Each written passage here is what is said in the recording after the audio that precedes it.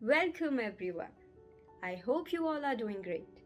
So today we are going to start with our new concept of linear regression. What is a linear regression? Well, a linear regression is a statistical approach to model the relationship between a dependent variable y and one or more independent variables x. Now consider the equation y is equals to mx plus c. What is the purpose of this linear regression equation? Well, it is to make predictions of the target variable y.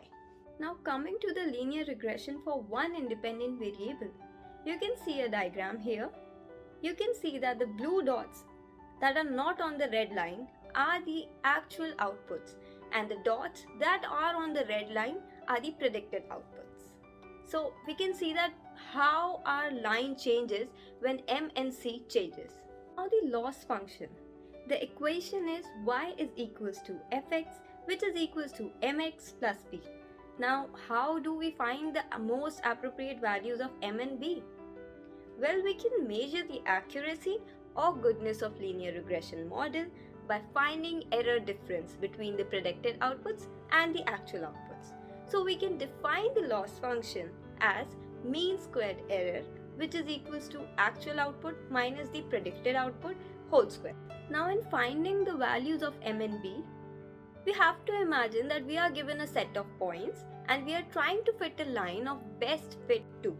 So initializing with the random values of m and b will give us a line that will not be ideal. However, it allows us to find the mean squared error.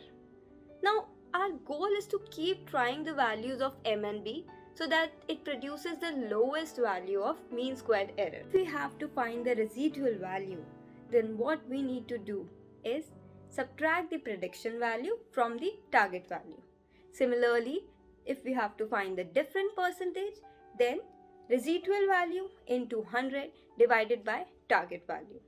And also, if we have to find the loss percentage, then it is equals to target minus prediction divided by the length of the target value. I have given a table here. Now if we have to find the residual value, what we need to do is take the target value and subtract the prediction value from it. You can try on the calculations. I hope you guys like the concept. Stay tuned for more videos.